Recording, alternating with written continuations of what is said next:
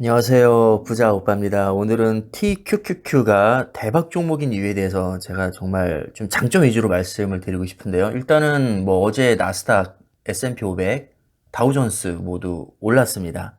근데 나스닥이라는 것은 쉽게 말해서 여러 개 기업을 모아놓은 일종의 지수인데 모든 종목이 다 오르거나 내릴 수는 없거든요. 그러니까 전반적으로 분위기가 좋은데 어떤 종목이 특히 많이 올랐냐? 개별 종목이 아닌 나스닥이 투자하고 있는 입장에서는 사실 이런 생각을 할 수밖에 없습니다. 그러니까 어떤 종목이 왜 올랐는지는 사실 중요하지 않은 거죠. 중요한 건 시장 전체 분위기, 그리고 어느 기업이 무슨 이유인지는 잘 모르겠지만 이 기업 덕분에 나스닥이 많이 올랐네. 그럼 땡큐지 뭐.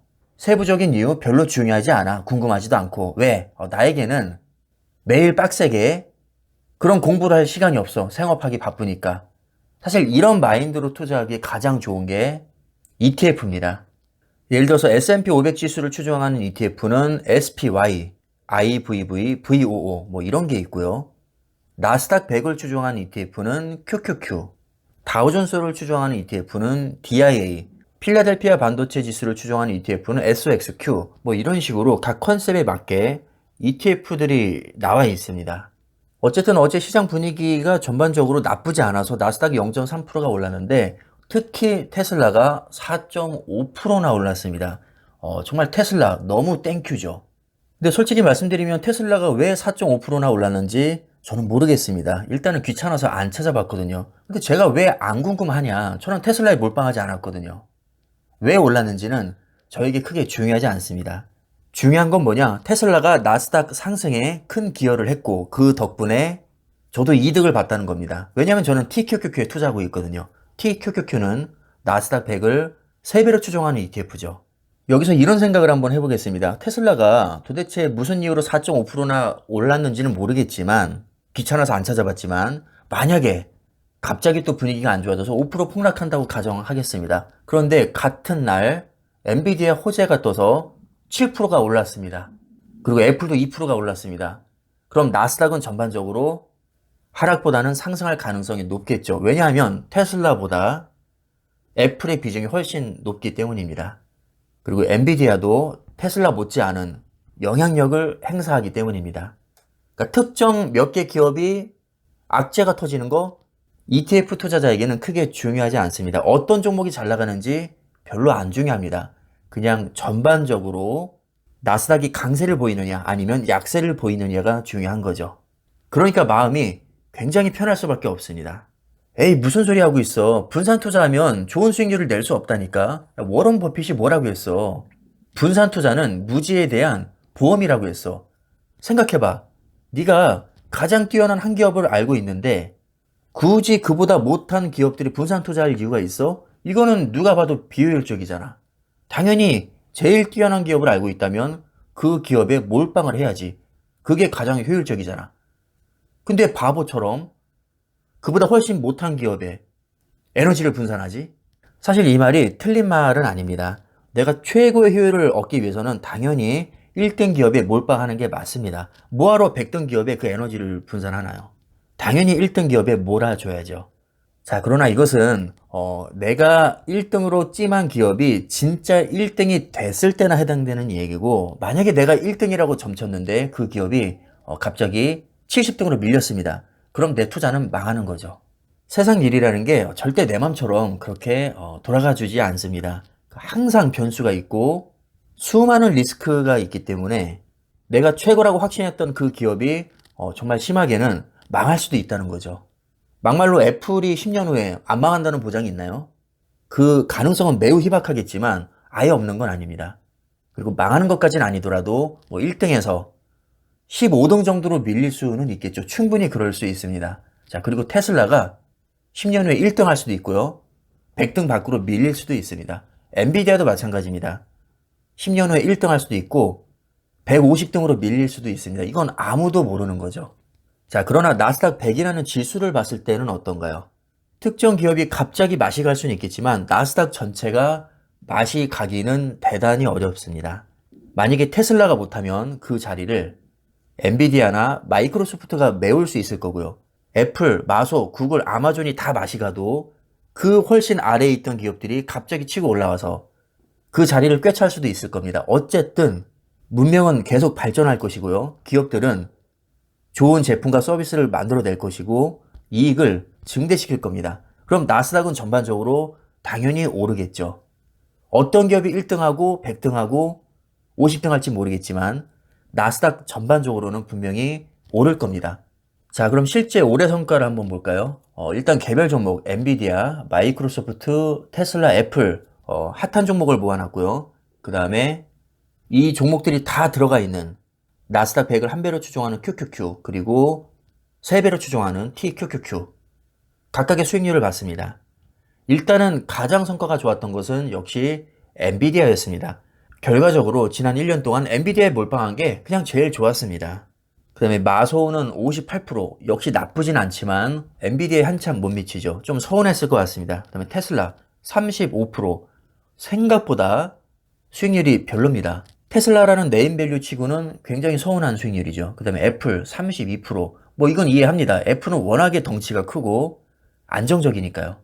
그러니까 버핏 같은 사람이 막 몇백 조, 200조 넘는 돈을 투자하기에 애플은 나쁘지 않지만 자, 우리처럼 막 몇백억, 몇천억 자산가가 아닌 사람은 사실 애플 같은 너무 안정적인 종목에 투자하기에는 좀 서운하죠.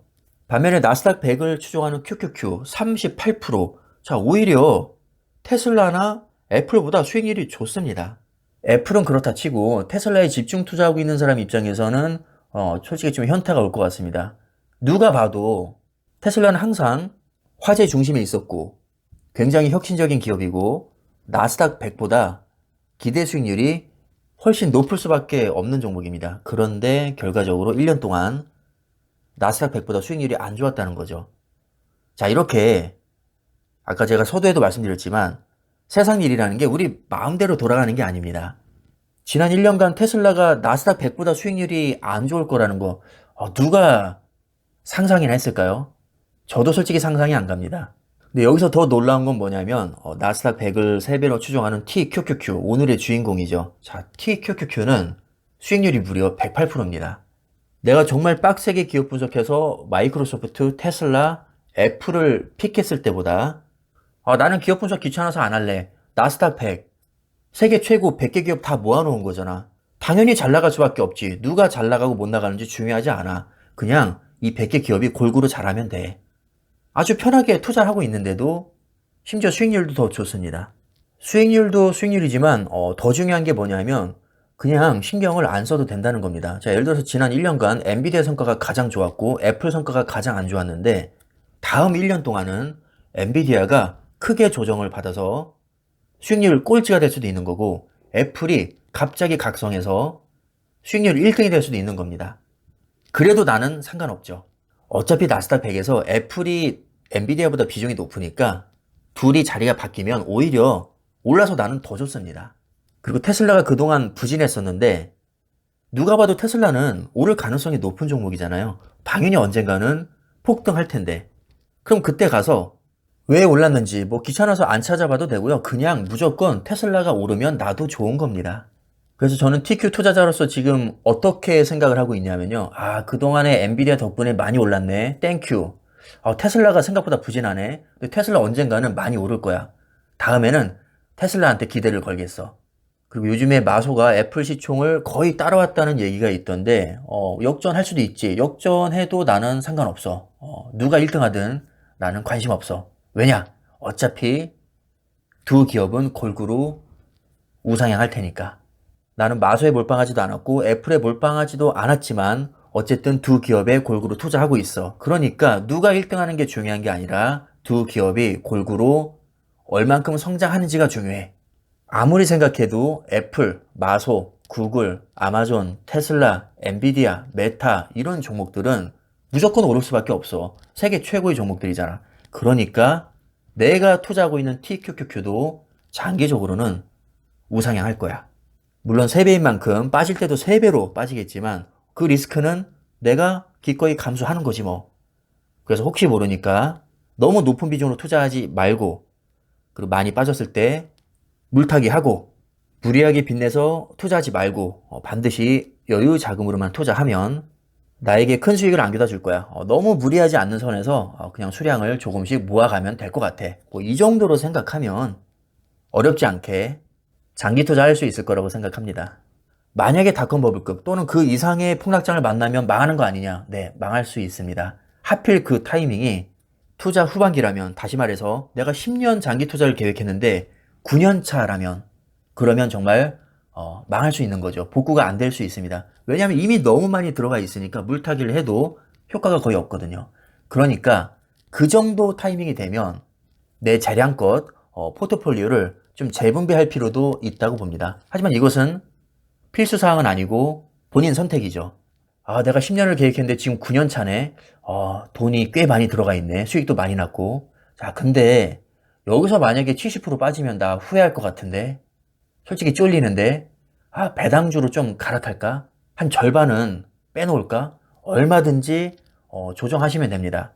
항상 말씀드리지만 투자에 정답은 없습니다. 뭐 언제 사고 언제 팔든 그것은 본인 마음이고요. 같은 장기 투자자라도 세부적으로 또 따지고 들면 투자 방식이 다 다릅니다.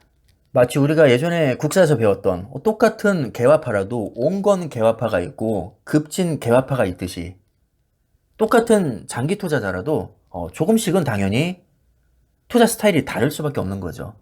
이것을 가지고 왈가왈부할 필요는 없다고 봅니다. 그냥 본인 마음대로 하면 됩니다. 그러니까 중요한 것은 좋은 기업에 오래 투자하는 겁니다. 그리고 좋은 기업에 오래 투자하기 위해서는 우리가 스트레스를 가능하면 덜 받는 게 좋은데, 아무래도 개별 종목보다는 ETF가 스트레스를 덜 받을 수 있다는 거죠. 특정 기업에 크게 신경 쓰지 않아도 되니까요.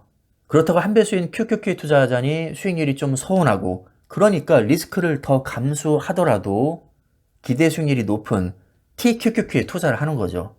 먹을 때도 더 먹고 떨어질 때도 더 떨어지고, 하지만 전반적으로 더 높은 수익률을 기대할 수 있다. 자, 이 정도로 생각하시면 TQQQ 투자 재미있을 거라고 생각합니다. 저는 개인적으로 너무 재미있습니다. 하지만 쫄리는 분들은 투자를 추천하지 않습니다. 자, 그럼 오늘 영상 여기까지 하겠습니다. 감사합니다.